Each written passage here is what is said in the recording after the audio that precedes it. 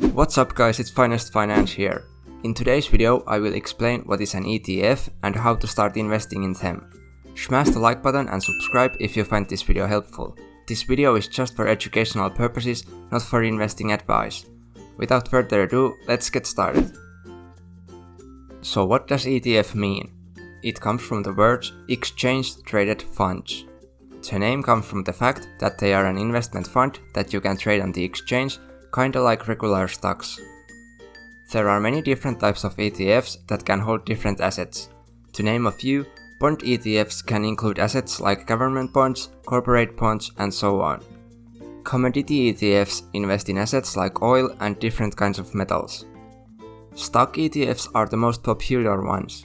Many of stock ETFs track some indexes, but that's not always the case. For example, iShares Core S&P 500 ETF tracks the performance of the S&P 500 index, but some ETFs hold many different stocks from different countries all around the world.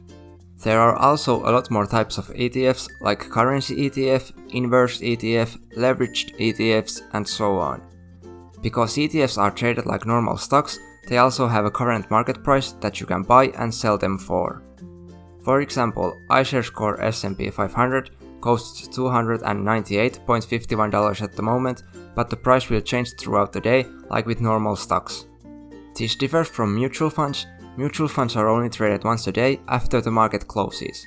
So why should you buy ETFs?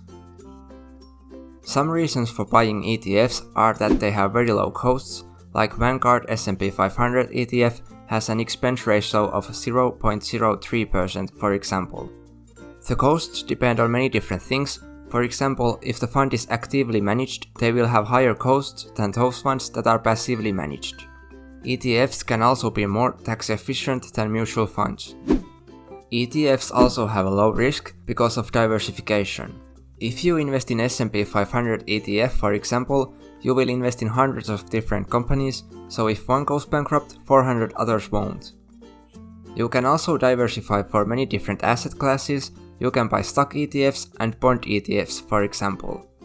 Or you could buy those stock ETFs that invest all around the world, so you are diversifying globally. If the ETF only focuses on one specific industry, there isn't much diversification included. Because ETFs are traded like normal stocks, investors can have different strategies. To name a couple, you can for example sell short, meaning that you are profiting when the market is crashing, and you could also use stop loss order, which is used to limit your losses. If you are a dividend investor, some ETFs also pay dividends. For example, iShares Residential Real Estate ETF invests in stocks and real estate investment trusts and has currently a dividend yield of 3.15%. This means that you will profit from the capital gains and dividends paid. Let's now take a look at how you can start investing in ETFs. Investing in ETFs is easy, you are only a couple clicks away. First, you need to find an online broker that you want to use for investing. Some examples are Fidelity Investments, Vanguard, and Ally Invest, but use whichever you think is the best one for you. Different brokers offer different services that lead to different costs, so make sure you are not paying for something you don't need. They also have different fees for ETFs, and some brokers offer more ETFs than others, so pay attention to that too. After you have found the right broker for you, you have to create a broker account.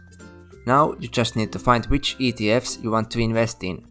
How can you find the right ETF for you when there are so many options? Let me list a few questions here that can help you to get started.